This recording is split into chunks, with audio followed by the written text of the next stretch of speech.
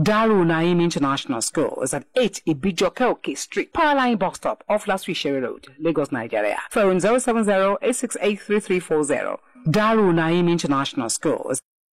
هذا الصمد الذي خلق كل شيء ويختار لا إله إلا هو الواحد القهار وأشهد أن لا إله إلا الله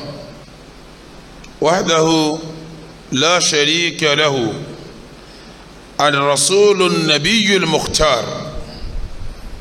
وأشهد أن محمدا عبد الله ورسوله المصطفى من خلقه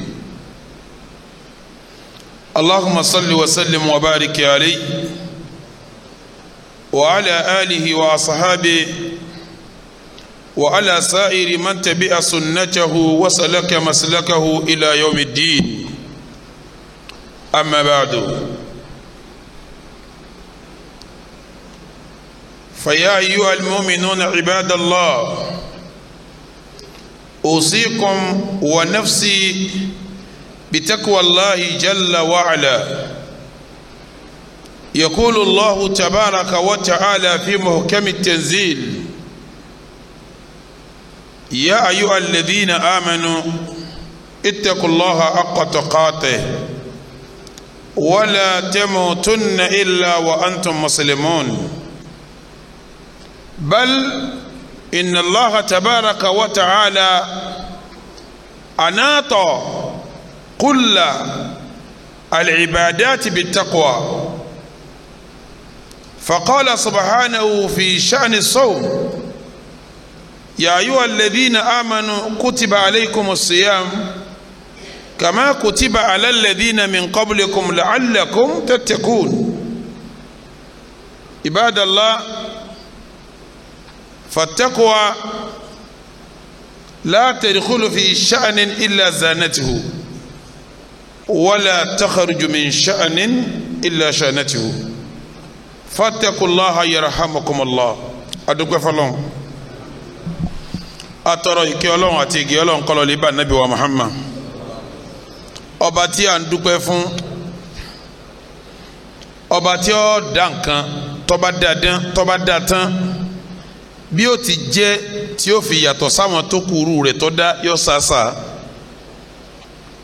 ọlọ́run ń dá nǹkan yín jọra wọn àmọ́ kan ó jù kan lọ ẹ̀sà tí kan yẹn wà ní tí ó fi jẹgbẹ́ rẹ̀ lọ bọ́lọ̀ ń bá dá tán yọ dẹ́sà wọn mọ́ tó fi jásí pé ẹ̀ ní irú ẹ̀sà yẹn lára nǹkan míì tí ó fi dàbí tiẹ̀ kò ní ṣeéṣe bẹ́ẹ̀ torí pọ́lọ̀ ń lọ dá ẹ̀sà yẹn máa ń tí ọ̀dà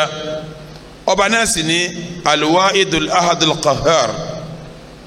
ọba tí ó lẹ́nì kejì ni ọba tí ń dásẹ̀ẹ̀sẹ̀ lóhùn nìkan ni ọba kàyàkàyà ni mo jẹ́rìí pé kò sẹ́ni tá a fún lẹ́sìn tó ju ọba náà lọ mo dẹ̀ jẹ́rìí pa Nábì wa Muhammad òjíṣẹ́ ọlọ́run ọba ni ẹrú ẹ̀ ni láàrin gbogbo àwọn tó dá pátápátá ọlọ́run tó wá dá sàlẹ́sà tó yàtọ̀ láàrin àwọn ẹ̀dá òun náà lójú ń rìn náà lẹ́sẹ̀ yín rìn anabi tá a wí yìí lọ́wọ́ kọ́dà yín ń ṣèbẹ̀rẹ̀ kọ́dà yín ń fẹ́bìnrin àmọ́ ọlọ́run tún dá ẹ̀sà máa lọ́tọ̀ tó fi yàtọ̀ sí wa ìkẹ́ ọlọ́run ọlọ́run kó bá anabi náà ọlọ́run jẹ́ ọba ara ilé ẹ̀kọ́ bá wọn sàhábà rẹ̀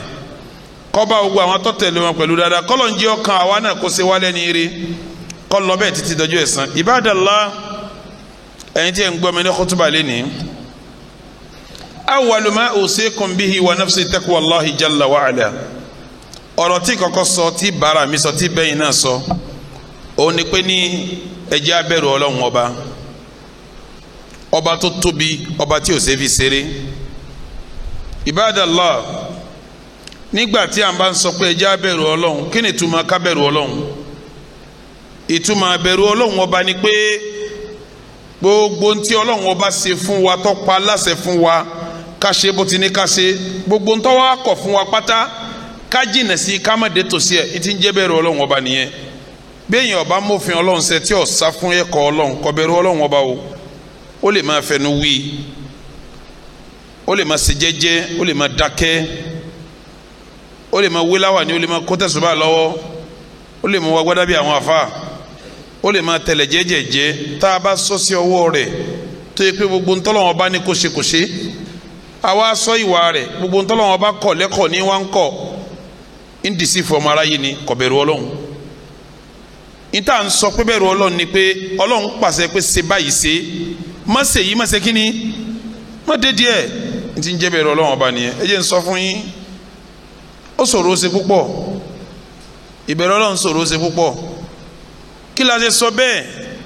bẹ́ẹ̀ yẹn bá wà níbi táwọn yẹn bá wà tílẹ̀ bá ka ma yóò ṣèṣe ẹni tí ń bẹ̀rù ọlọ́run tó bá bọ́ sí kọ̀rọ̀ ìmánì ọjà wálẹ̀ ó lè má bẹ̀rù ọlọ́run ní kọ̀rọ̀ lọ́lọ́run ṣe máa ń pe múmìnì pé ẹ bẹ̀rù mi tọ́lọ́ mọ̀ pé bílẹ̀ bá dá kò sẹ́ni tí ò ní fẹ́ ṣe nǹkan mi ọlọ́run mi sọ pé yā ayyuhal ladhīna āmanū mọ̀pẹ́yìn tẹ́ jẹ́ múmìnì ittaqullāha ní ẹ bẹ̀rù mi ìtumọ̀ ẹni pé bí ìmánì yín bá ti ń lágbára tó ní bẹ̀rù mi ò fi ṣe kí ni bẹ́ẹ̀ bá lóun jẹ́ múmìnì tí ó bá bẹ̀rù ọlọ́run ọba níbi tí ó sẹ́ni kan kì í ṣe múmìnì ọlọ́run fi ní ittaqullāha haqqa tuqātihi ìbẹ̀rù sáàmù ni o ìtumọ̀ ẹni pé bẹ́ẹ̀ ti ń ṣe ní kọ̀rọ̀ ní kẹsẹ̀ ní gbangba bí gbangba yín bá dẹ ẹjẹ kọ̀rọ̀ yín da jù bẹ́ẹ̀ lọ wala tamutunna illa wa antum muslimun ẹ gbọ́dọ̀ wá jáde kó láyé pé ẹ kó àfikẹ́ kó sínú Islam Ibadallah khutuba wa láti bí ṣáájú Rajabu sílísílà ni kí n túmọ̀ sílísílà ń sora wọn mú tẹ́ ẹ bá rántí ká tó bẹ̀rẹ̀ Rajabu láti fẹnu kan ọ̀rọ̀ Rajabu àti àwọn àkàmù Rajabu pé bò láti ṣe nù Rajabu àwọn akíní súnà sọnù Rajabu àwọn akíní jẹ́ bídíà nù Rajabu a parí Rajabu yẹn kí Rajabu tó wọlé àbí lẹ́yìn ọ̀sẹ̀ kan tó wọlé àwa nà ọgán Ṣàbán àwa sàlàyé kíní jẹ́ Ṣàbán ìdájọ́ nù Ṣàbán tí ìbá gbàgbé njẹjọ ni mo sọ albidahu fi Ṣàbán bídíà táwọn èèyàn dá sínú oṣù Ṣàbán ma anzalallahu biha min sultan tọ́lọ́wọ́n sọ àyà kankalẹ̀ tí n bá tún náà yín létí díẹ̀ èyí gba Ṣàbán tó ló dindi bídíà ni a ti sọ kọjá àyè sì ìṣẹ̀lẹ̀ látò ní sífù Ṣàbán káwa ní sífù Ṣàbán ó pèsè méjì o wọ́n fẹ́ ṣe náfìlà kan gbogbo ọ̀nà náfìlà tí wọ́n ń ṣe laka níjẹ̀jọ́ bídíà ni Laylatul nisfu Ṣàbán ọlọ́run ò sí ní ń ṣe pẹ̀lú ẹ̀ bọ́lọ̀ ń bá ń sọ pé fiha yufraku kullu amrin hakimin amran min indina nisfu Ṣàbán kí wọ́n wí Laylatul Qadri ni wọ́n wí Laylatul Qadri ni tọ́lá àwọn afa kan tó àyà wọn ní tukú nisfu Ṣàbán ni Laylatul Qadri ni ìwà àmọ́tẹ́ nisfu Ṣàbán báyìí bídíà ni àwọn èèyàn sì ń ṣe mo sì ka ọ̀nà tí a ń gbà ṣe fún yín mẹ́fà méje àbí mẹ́fà ni mo kà mo wá fi ti Nàìjíríà kún ó sì kélo ó sì kẹjọ gbogbo bí wọ́n ti ń ṣe láyé bí wọ́n ti ń ṣe bákan náà wọ́n ń ṣe gbogbo ayé tí Nàìjíríà náà wá gbà á nígbà wọn wá gbà táwọn wá tún fi kan kún èwo làwọn fi kún fún ikún ni pé gbogbo yín lẹ́ wọ̀ sọ funfun gbogbo olú yòókù wọn kàn ń ṣe ni wọ́n má sọ funfun ilẹ̀ yìí ni wọ́n ti fi aṣọ funfun kún a ti parí ọ̀rọ̀ bídíà yẹn láti àdé ti sọ mahadirul bid'a ẹni tí ń bá ń tọ̀nù bọ bídíà yẹn nǹkan mẹ́fà ló kó sí bí à ń pọlọ́ nírọ́ bí ẹni pọlọ́ wọn ò mọ ti ń ṣe bí à ń sọ pé ànábì ò jíṣẹ́ pé bí ànábì kò jíṣẹ́ yìí pé bí à ń sọ pé gbàtọ́ lọ́n lọ pé al-yawma akmaltu lakum dinakum mo pẹ́sìn fún yín tó ń wá ń sọ pé eléyìí kú ọkàn ló pẹ́ ní òfin yìí sí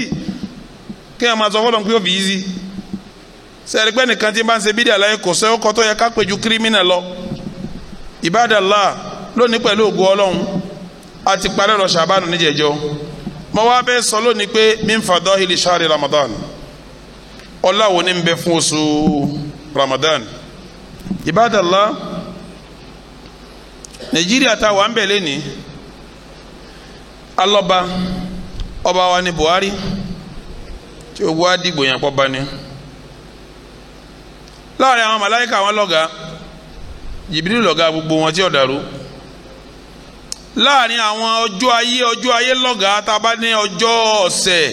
ọ̀sẹ̀ kan ọjọ́ méje ní bẹ́ẹ̀nbẹ́ẹ̀ yomul ahad Sunday Monday Tuesday Wednesday Thursday Friday Saturday láàrin àwọn ọjọ́ Jímọ̀ òní lọ́ba gbogbo ọjọ́ tí ó dàrú tábà wá ní ká máa ka àwọn wákàtí láàrin ọjọ́ kan pé wákàtí wo lọ́lọ́lá jù wákàtí ìgbẹ̀yìn tá a bá ṣe tá a fi lọ wọ àṣùbà lọ́lọ́lá jù akhiru thuluth min al-layl òun lọ́lọ́lá jù tábà wá ní ká máa ka àwọn oṣù méjèèjìlá pé wọ́n lọ́wọ́ lọ́lá jù ní oṣù méjìlá kọ̀dàrú oṣù Ramadan ni kọ̀wá sí kìíní katalọ̀ ń dá tí ò fún kalọ́lá kó fi kan sọba lérí ọ̀kan oṣù Ramadan lọ́lọ́ fi sọba lérí oṣù mọ́kànlá tó kù Ibadallah kí ló fi sọba yóò ní àwọn quality tó ní tó sì yókù ò lè ní sẹ́rí mo ti sọ kọjá jimá la fẹ́ kí n bí ilé ni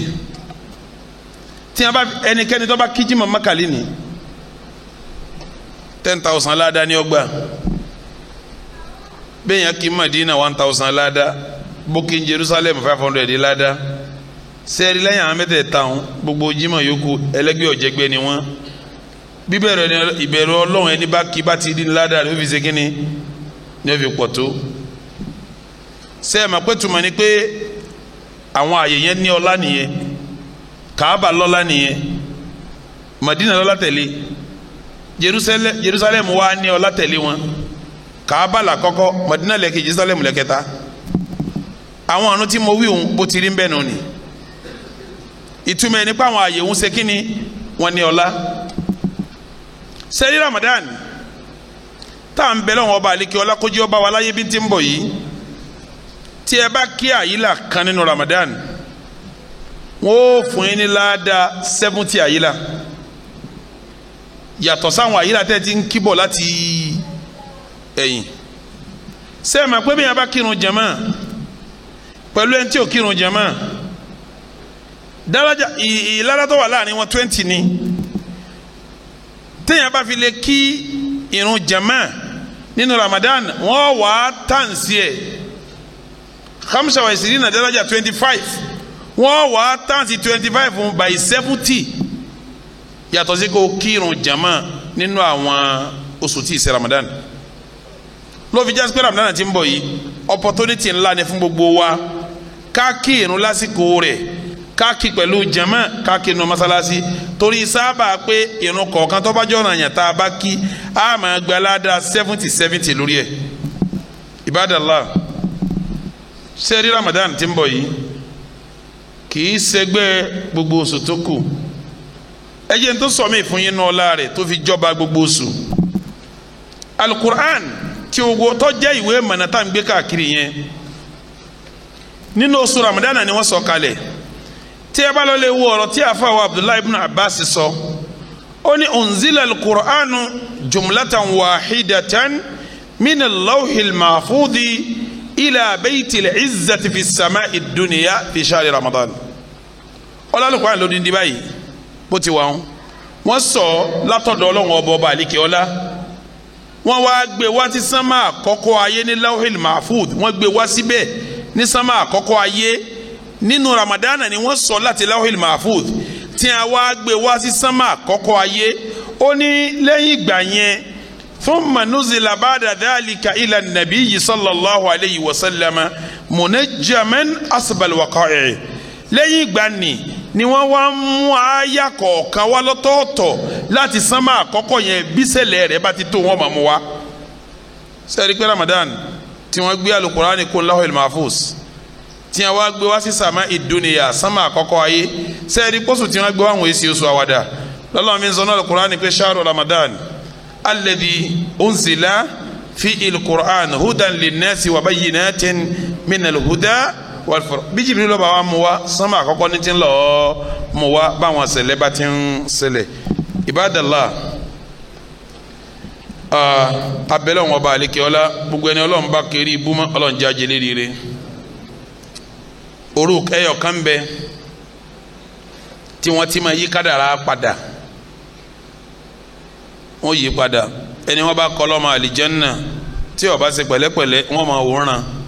tọ́ba dẹ̀yìn àwẹ̀ wọn lè sọ́dọ̀ ọmọ ná wọ́n èso ìyàdọ̀ ọmọ ná nú àwẹ̀ o ẹni bá wá jọ ọmọ ná tọ́ba wá bẹ̀ lọ́hùn wọ́n sọ́dọ̀ ọmọ àlìjẹ́nnà ẹni bá jẹ́ olùsì tọ́ba lọ́lọ́ ń bẹ̀ wọ́n sọ́dọ̀ lówó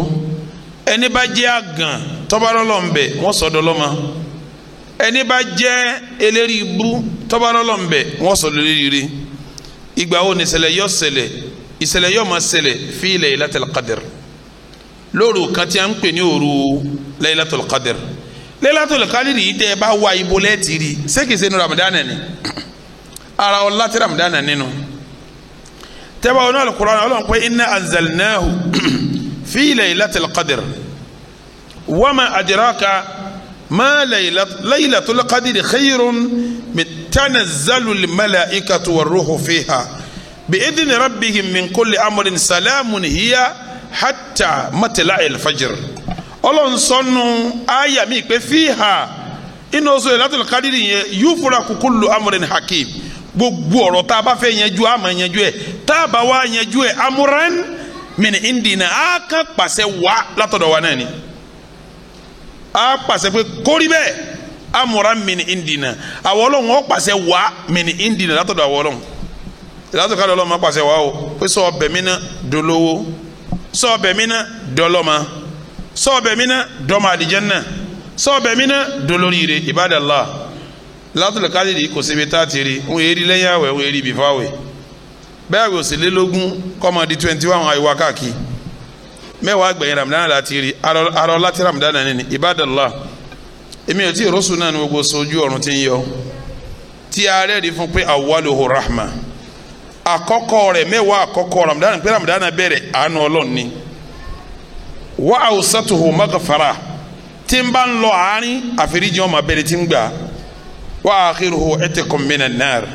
tí n bá wá ń parí lọ gbogbo ẹni bá gba àwẹ̀ náà wọn ò ní ọya sọma náà ní ẹsọdọmọ àlìjánnà èmi ò rọṣùn náà tó ju Ramadan lọ arọ lárí tí n bẹ fún Ramadan ibadallah oṣù Ramadan yìí la Nábì ń pè ní shahru sabr oṣù sùúrù kí ló dé tó fi jẹ́ oṣù sùúrù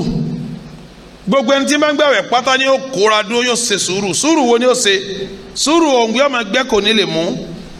sùúrù wo ni ó ṣe ebi ọmọ pa kò ní lè jẹun sùúrù wo ni ó ṣe ara rẹ̀ ọmọ ya kò ní lè kọlu ẹlẹ́hà rẹ̀ tọ́jú ẹlẹ́tọ̀ rẹ̀ yóò ṣe habsu nafsu ẹ̀ yóò mẹ́mí ẹ̀ dání láti kọlu gbogbo ntọ́lọ̀ ní ọmọ kọlu nínú àwẹ̀ ibadallah oṣù yìí ní jésù sùúrù ṣé wọ́n ṣe bẹ́ẹ̀ nínú oṣù mi táwa kóra wa sí wàhálà má jẹun mọ́ mi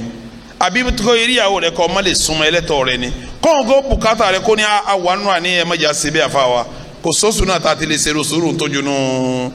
Ramadan lọ ibadallah gbogbo sẹ́kọ̀ kan tá à ń ṣe fọlọ́n man ja'a bil hasanati falahu ashru amthaliha bẹ́ẹ̀ yẹn bá ṣe dáadáa kan mẹ́wàá ní ìgbà ibadallah tí a bá lọ wọnú àyà mi ọ sọ̀rọ̀ mẹ́wàá yẹn títí ọ wá bá débi sábò mi àti ìfìn 100 tí ń jásí pé bẹ́ẹ̀ yẹn bá ṣe dáadáa kan ládàá tó kéré jù tí ó gbà mẹ́wàá ni bí ara yẹn bá wà lágbára táníyàn rẹ̀ tún da tọ́ba mi ti tẹ́wọ́ gbà kọ̀ wá ní ládàá kan tí ó gbà tí ó kọjá 700 ládàá àfisẹ́ olóore kan ṣoṣo illa sawm àfàwẹ́ Ramadan nìkan ọ̀rọ̀ rẹ̀ kọjá 700 ládàá o Ọlọ́run sọ fún Ànábì pé èmi ni mo làwẹ̀ wa ana ajizi ubi èmi ní sẹ̀sán àwẹ̀ àmọ́ kí wọ́n sọ pé báyìí ládàá àwẹ̀ máa kò sí ládàá kò sí géèjì kò sí àlà fún ládàá Ramadan Ànábì ní torí pé ní tó gbààwẹ̀ taraka sha'awatahu wa sharabahu min ajili adùn tó yẹ kó gbà kó gbà mọ́ òǹgbẹ́ngbẹ́ kò mú mi nítorí èmi Ọlọ́run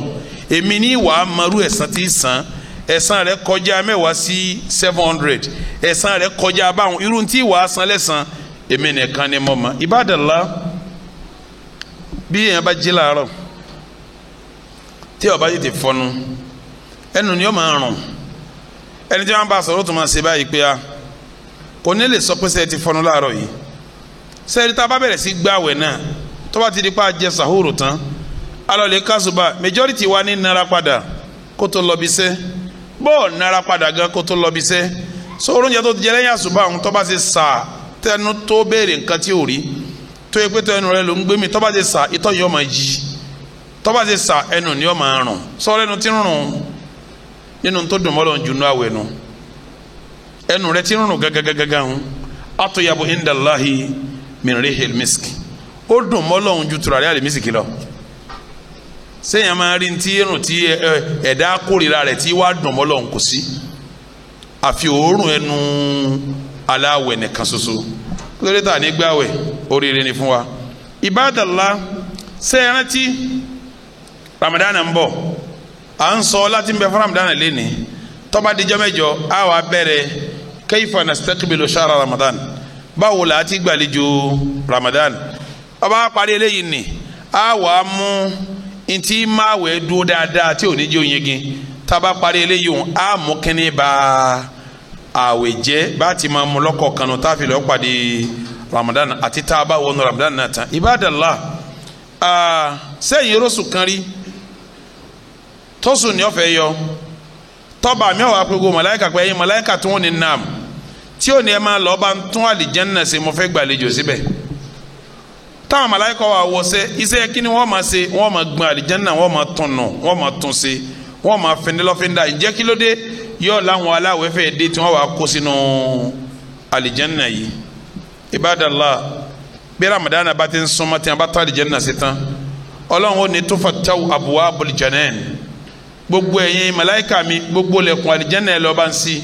wa tughlaqu fihi abwabun niran gbogbo lẹ̀kùn náà pátá wọn ó ti pé kọ̀sọ́mọ nínú àwẹ̀ kọ̀sọ́mọ náà nínú àwẹ̀ ẹ lọ ti gbogbo lẹ̀kùn náà wa tusaffadu shayatinu gbogbo àwọn àlìjẹ̀nu wọn lọ dè wọn mọ́lẹ̀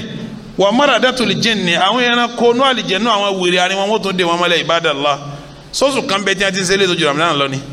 tẹ́ báyìí tá káwọn ní Ramadan náà ń kọ́kọ́ lọ́la ibadallah bí mo bọ́rọ̀ dé yìí àti makini ọlá èyí tí ń bẹ fún oṣù Ramadan ṣùgbọ́n síbẹ̀ bẹ́ẹ̀ àmàlẹ́ lérí ibú nínú Ramadan èyí tí sẹ́ríà kọ̀ǹfàmù rẹ̀ báwọn kan máa bẹ tí ọmọ jẹ́ lérí ibú nínú Ramadan a gbọ́dọ̀ ròyìn oṣù yìí bá ti ròyìn rẹ̀ yìí kọ́dà tó bó ti dà yìí káwárẹ́ nìkan tí ò ní ṣe rere ń bẹ àmọ́ àwọn kan bẹ tí ó jẹ́ lérí ibú anabi wa Muhammad sallallahu ta'ala alayhi sa'ida li mimbara ó gun mimbari njọ́ kan nígbà tó gun mimbari ní bá ń sọ pé amina ọsọlá àkọ́kọ́ jẹ́ máa ń wò lẹ́nu ń gbọ́ tó dàgẹ́jọ́ tó ní amina gbọ́dọ̀ máa tún wò pé a kírẹ́tà níbi ń ṣe amí lérí mímbàrí ń gbọ́ dẹ́gẹ́ta ó tún ní amina faqala rajulun arákùnrin kan bá fèsì pé ya Rasulallah ala ma taqulu amin ogun mímbàrí tẹ̀ ogun mímbàrí ọ̀ ń sọ pé amina ọ̀ ń sọ pé amina lẹ́ẹ̀kejì ó tún ní alama lérí kílọ̀ ń sáámi sí lérí kílọ̀ ń sáámi sí anabi níbẹ̀ ni mo gẹ̀rí mímbàrí kí n ṣe wútúbà ní já àní Jibril bá wá bá mi ńgbà tó bá wá bá mi faqala ya Muhammad Jibril wá ní mo pè wọ́n Muhammad sallallahu alayhi wa sallam rọ́gìmà anfu muri'in ọlọ́run o Jibril ń sọ fún jẹ́ sọ fún anabi kí ọlọ́run o bá ń fi mú arákùnrin kan gbolẹ̀ arákùnrin kan bá ń fi mú ẹ̀ gbolẹ̀ anabi wa ń béèrè pé ya Jibril arákùnrin wo ni arákùnrin tó yẹ pé ní dakhala alayhi shahra Ramadan ẹni tó yẹ pé Ramadan wa bá láyé nígbà Ramadan di ọba láyé thumma kharaja Ramadan tó wá jáde ó jáde lójú rẹ̀ ó lọ lójú rẹ̀ walam yughfaru lahu kọ̀ wá ara fèrè jìn Ọlọ́run Ramadan dé bá láyé Ramadan tó wá jáde láyé irú ẹni bí ó wá ara fèrè jìn Ọlọ́run faqad Allahu nara ó tún wá dijọ́ àlìkíyàmá irú ẹni bẹ́ẹ̀ tún wá wọná fàbọ̀ adahulọ́hu Ọlọ́run tún wá gbé jìnnà sí kẹ́ kúlí àmín sọ pé àmín ànábì fàkúlì tu àmín mo bá sọ pé àmín sẹ́mi ọ̀pẹ́ tún bẹ́ẹ̀ ni pé lérí ibú ọ̀sẹ̀ kù nínú Ramadan nígbà wọn tún wá sí pèrè ibú fún tán ànábì tún bá sàmí wọ́n sí pèrè ibú fún tán ànábì kan tún ṣe kíni ó tún bá sàmí kò tún wá sàmí ńkọ̀rọ̀ lérí mímbàrí ànábì tí ń bẹ lérí ibú nú àwẹ̀ sàmí eléri ibú nú àwẹ̀ ànábì ń bá sàmí lérí mímbàrí Jibirilu sọ̀kalẹ̀ ó ní ká anabi máa sọ pé àmín anabi láàmín ó tún ní ká anabi máa ṣe àmín anabi tún ní àmín ó tún ní ká anabi tún ní àmín kí ló dé ó ní bẹ́ẹ̀ ni àwọn èèyàn kan wà o tí Ramadan bá wọn láyé bí Ramadan bá wọn láyé wọ́n máa gbààwẹ̀ wọ́n wà nú àwẹ̀ báyìí gbogbo ayé ọmọ gbààwẹ̀ báyìí Ramadan ó tún wá lọ ojú wọn náà ló dé ojú wọn lọ kọ̀ wá ní ráfẹ̀ríjìn Ọlọ́run bí wọ́n ti sílẹ̀kùn àfẹ̀ríjìn tó kò ní rí kò ní ráfẹ̀rí jẹ́ Ọlọ́run àwẹ̀ tó wá lọ tán kúkú jọba tó kú yóò tún wá já sínú ná Ọlọ́run tún wá gbèsè jìnnà sí kẹ́ anabi àní ọ̀sámi fúnra èèyàn bẹ́ẹ̀ kọ́ Ọlọ́run fi yà jẹ́ anabi tún lámi ibadallah bó ni àwọn tá a kàkálẹ̀ yìí wọ́n ní wọ́n ṣílẹ̀kùn àlìjẹ́nnà àwọn màláíkà máa pariwo pé ẹ máa wọlé ẹ̀yin tẹ́ ń gbà yà wà àlìjẹ́nnà wọ́n lórun ẹnu aláwẹ̀ yóò dájú dọ̀rọ̀ àlùmísìkì lọ wọ́n lálẹ́ Kùránì sọ̀kalẹ̀ ní Ramadan wọ́n lákọ̀ọ́kọ́ rẹ̀ ìkẹ́ni àárín rẹ̀ àforíjì ni ìgbẹ̀yìn rẹ̀ ìtúkùn lọ́rùn ẹni ni jojúmọ́ ayé tábà sínú làwọn màláíkà máa pariwo pé Ọlọ́run ò bá ń túkùn lọ́rùn àwọn aláwẹ̀ kí wọ́n máa wọ náà rẹ̀ Ọlọ́run ẹ dákun jàmáà kéèyàn tún wá wọ náà nírú àsìkò yìí sẹ́ẹ̀rí pọ́ yẹ ká nábì sàmì fún ìpalẹ̀mọ́ wo lẹ́ ṣe tẹ̀ fi ní wọ náà bó wo lẹ́ ti gbàwẹ̀ tẹ̀ fi ní wọ náà àwọn asẹ́ olóore wo lèyàn ṣe nú àwẹ̀ mẹ́sàn-án lèyàn ṣe nú àwẹ̀ tí òfin ní wọ náà iṣẹ́ olóore mẹ́sàn-án lèyàn ṣe nú àwẹ̀ tí òfin ní wọ náà ọlá àwẹ̀ la sọ lónìí yìí ẹni tí ó wá ṣe ibú nú àwẹ̀ àwọn kíni ò ní ṣe mẹ́sàn-án tá a fẹ́ kà yìí kò ní ṣe nú àwẹ̀ mẹ́sàn-án tá a kà kò ní ṣe nú àwẹ̀ tọ́ba àdìjọ́ mẹ́jọ á kà mẹ́sàn-án téèyàn ṣe tí òfin ní wọnú eléri ibú tí wọ́n sàmì fún pé yọ wọná tá ànábì sàmì fún lérí mímbàrí pé kọ́lọ́hún fi mú ẹ̀gbọ́lẹ̀ kọjọ́ ọmọ náà ẹni tí Ramadan balaye tí ọ̀rá fèrè jìn tí ọ̀wà àlìjẹ́nnà eléri ibú ni ànábì tó kọ̀nfàmù àmì ẹ̀ ẹni tí ò ní fẹ́ wọnú eléri ibú jọmẹjọ la sọ kílẹ̀ sí nù àwẹ̀ Allahumma a'izzal al-islam wal muslimin wa adilla shirka wal mushrikin wa dammir a'da'aka a'da' ad-din wansurna nahnu ibadakal muwahhidin amin ya rabbal alamin.